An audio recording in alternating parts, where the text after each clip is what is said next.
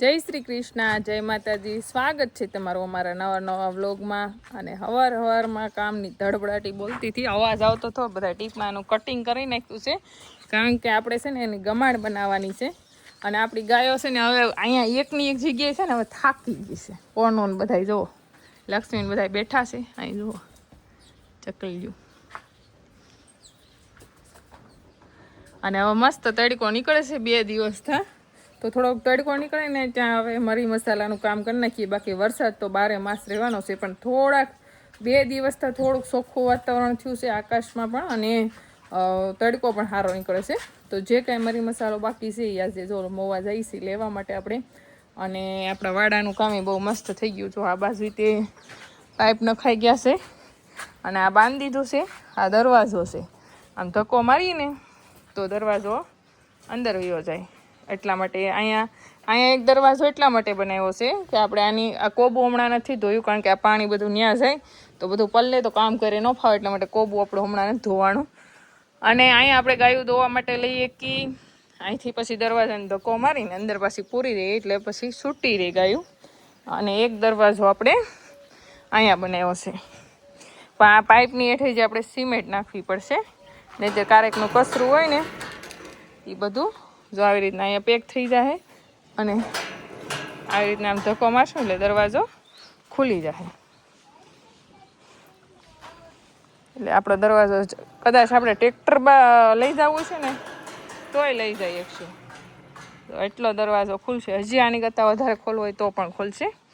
તો ગમે ત્યારે અંદર કાંઈ ગાયને તકલીફ થઈ હોય, અથવા તો કાંઈક ટ્રેક્ટર અંદર લઈ જવું, ટ્રોલી બોલી, અથવા તો આપણે ઝાઝું બધું અહીં ખાતર ભેગું થઈ ગયું હોય ને કાઢવું હોય તો સારું પડે. એટલા માટે એટલો મોટો દરવાજો મૂકાયો છે. અને અહીંયા જો આપણે જયંતનો વાડો છે, તો જયંતના વાડામાંય દરવાજો મૂકાયો, કારણ કે એની બહાર લેવો પડે. આમ ફરતો નથી દરવાજો મૂક્યો, પણ અહીંયા આપણે મૂકાયો છે. આ છે ને જયંતનો દરવાજો છે.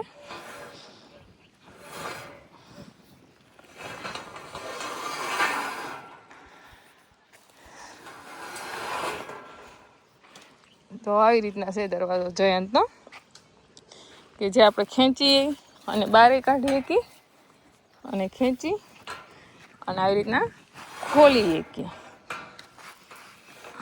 તો આ આપણા જયંતનો દરવાજો છે. પાછો ખોલી નાખીએ. શાર પાઇપનો દરવાજો છે, થોડોક ભીં પડી જાય ખોલવામાં નાખવામાં. એટલે એટલી જગ્યા હોય તો જયંતને લાડ નીકળી જાય ને અંદર વયો જાય. આ જયંતનો વાડો છે, બહુ હેવી બનશે, પણ એની હારે પછી બીજા નાના વાસડાય પણ આપણે રાખી શકશું. એટલા માટે થોડીક મોટી સાઈઝ રાખી. એટલે હવે પવનની ઉપાધિ નહીં રહે. આ ઊભી દિવાલે આપણે કદાચ કાસું ઢાળિયું મારવું હોય તો સાયાની ઉપાધિ નહીં રહે. અને બાજુમાં ઉકોડાને જો છેલ્લે મારી દીધો છે, અને ઉકોડો આપણે તેમ તો દિવાલથી આઘો છે. આ નાળિયેરીને પાંડા નાખ્યા છે. આપણે એક હાવણો તો મસ્ત નાળિયેરીનો બનાવ્યો છે, હજી 2-3 હાવણા બનશે. તો આપણે 2-3 હાવણા બનાવી નાખશું. ટાઈમ ઉપર આધાર રહે, કારણ કે ટાઈમ જ નથી અત્યારે. તો વાડાનું કામકાજ ઘણું બધું થઈ ગયું છે, હજી થોડું ઘણું બધું બાકી છે. આ થાંભલી જો એ નમી ગઈ છે. આ બધા થાંભલા ફરી ખોડવાના છે, હેરખું પેકિંગ કરવાનું છે. હજી આપણે અહીંયા પણ પાઇપ આવી જાય, અહીંથી અહીંયા પણ પાઇપ આવી જાય હામી દિવાલે. એટલે અહીંયા આપણે ગાયોને કદાચ સૂટી લાવ્યા હોય, અંદર રાખી હોય તો બારી ન હોય આવે. એટલા માટે તો વાડાનું કામ થઈ ગયું છે, ટીપણા કટિંગનું કામ થઈ ગયું છે. અને ઓલા કે ને માણા અખાત્રીમાં કુંભ ઘડો મૂકે, આપણે અખાત્રીમાં ગાયોને જયંતને જો બની જાય તો આપણે અખાત્રીમાં જ તે બધાને અંદર છૂટા મૂક્યું. અને અહીંયા પણ આપણે જે ટીપણાનું કટિંગ કરાવ્યું છે એ અહીંયા ગમાણ આવી જાય. અહીંથી લઈ આવડા થાંભલેથી લઈ ને ઠેક હામીના થાંભલા સુધી ગમાણ આવી જાય. ચોમાસામાં વરસાદનું પાણી કદાચ ન આવે એ માટે આપણે તાલપત્રી આખી પાછળની ફીટ કરાવી દેવું. અને આ પાણીનો ટાંકો છે ને એ સ્પેશિયલ કંઈ ગાયું માટે જ રાખ્યો. ને નીચે એટલા માટે રાખ્યો કે નર્મદાનું આપણે મીઠું પાણી આવે ને અંદર ભરાઈ જાય, આખો ભરાઈ રહે, એટલે એનાથી પાણી ઊભી લાઈનમાં ગાયું પીએ કે. અને આ પણ ખુલ્લું આખું ઢાળ્યું રહે, તો અહીંયા પણ આપણી ગાયો ખુલી રહી છે, આમે પણ ખુલી રહી છે. લગભગ આપણે 1 વીઘો જેટલી જમીન પેક કરી છે, તો આપણી બધી ગાયો ફૂલ પેક રહીએ કે એટલા માટે. અને આજે પૂર્વા જો દાદા હારી ગઈ છે, જેની એસી ભણવા ગયા છે. કામ ઘરના બધા થઈ ગયા છે, કપડાનું કામ બાકી છે. અહીં તો તૈયાર થઈ ગયો છે. જાઉં હાલો ઉતાર ટાકો પછી બપોર થઈ જાય. તડકો થઈ જાય એમ તો કયો કે તડકો જ નહીં થાય. તડકો થઈ જાય. તડકો આમ પૂછ્યા નહીં પણ તું થઈ જાય. હા ગરમી તો થાય ને. હા હાલો.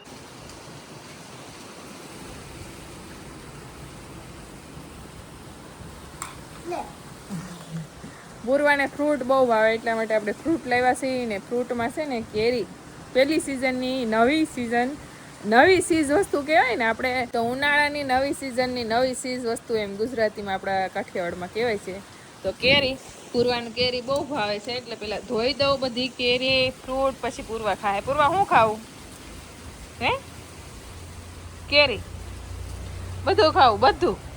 નવી સિઝનની નવી વસ્તુ પૂર્વા લઈ લીધી. આપણે કાનાને ધરી દઈ. પહેલાં કહેવાય છે ને કે નવી સિઝનનું કોઈ બી વસ્તુ હોય પહેલાં ભગવાનને ધરવાની, ધરી દઈ. અને આપણે મોવાથી આવતા રહ્યા છીએ. અને થોડોક અમથો મરી મસાલો લાવ્યા, પણ આજ નહીં, તડીકે નખાય એટલે બહુ પવન ઉડે છે. જુઓ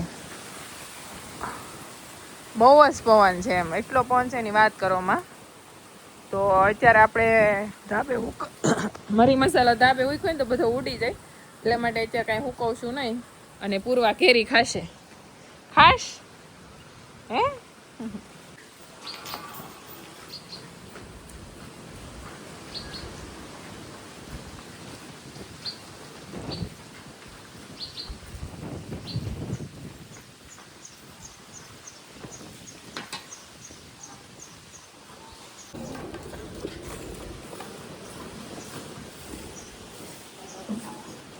લક્ષ્મી ને સુભદ્રાનું મિલ્કિંગ થઈ ગયું છે, ગોરીનું. અને હવે જાહે કંકુનું મિલ્કિંગ કરવા જૈનીના પપ્પા જાહે. અને અમે આવ્યા છીએ આખી ગૌશાળામાં મેન ગાય. થઈ ગયું છે, શક્તિનું પણ થઈ ગયું છે. અને હવે વારો છે આ માતાજીનું, જે આગળ થાણાક ફાણાક કરશે. કા આને જરાક દોવીની બહુ મુશ્કેલ પડે છે.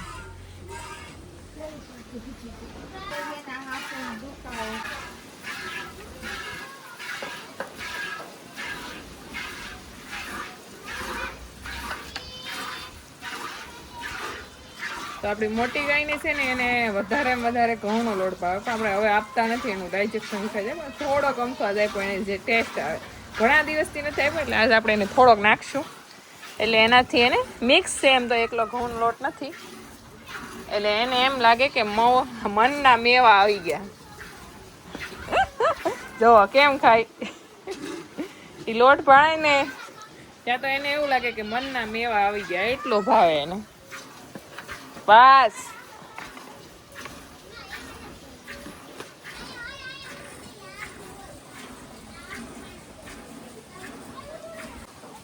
જેની, યશ્વિન ને બેનપણીઓ પૂર્વા ને એટલું રમે ને ઈટુના ઘર બનાવ્યા. જોવો પૂર્વા રેતી ને ઢીગલા ભરે. જોવો યશ્વિન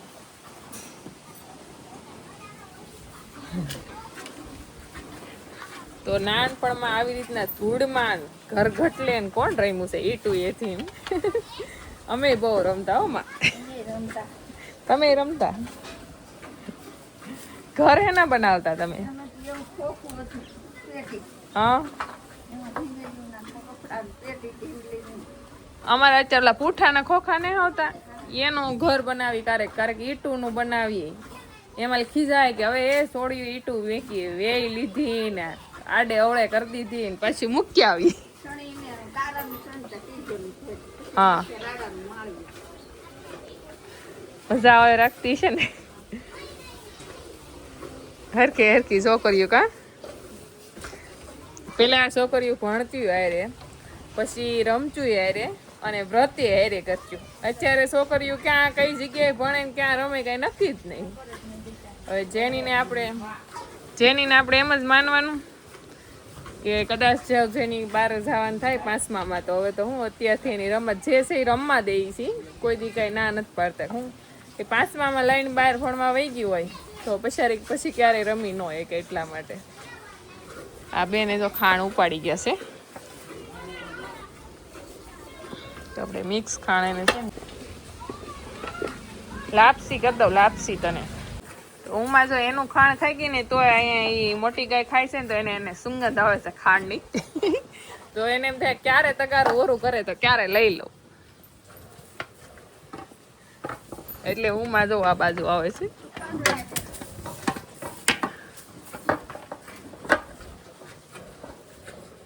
આપણી મોટી ગાય દોવાઈ ગઈ છે. એ દોવાઈ થાય તેમ માનવાની ગૌશાળા ને બધી ગાયો દોવાઈ ગઈ.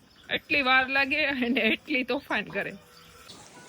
તો આપણે છે ને ગાયો બધી દોવાઈ ગઈ છે ને એટલો પવન ઉડે છે, એટલો પવન ઉડે આમ જુઓ. તો આખી નાળિયેરી એક પાછું કરી દે, એટલો પવન ઉડે છે.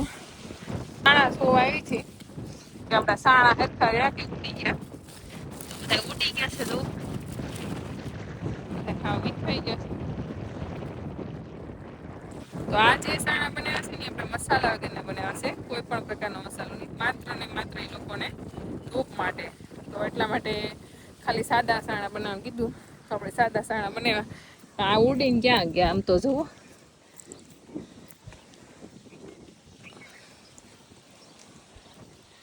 એટલો પવન ઉડે છે ને તો થાપેલા સાણા ભૂકવાની બદલે ઉડાડી નાખે છે. મસ્ત બની ગયા છે. થોડાક ભીના છે જે આપણે કાલ જ બનાવ્યા છે એટલા માટે થોડાક ફેરવી નાખીએ ને તો બધા સુકાઈ જાય જલ્દી ફટાફટ. એમ થઈ ગયા. પવન જ એટલો છે, સાણા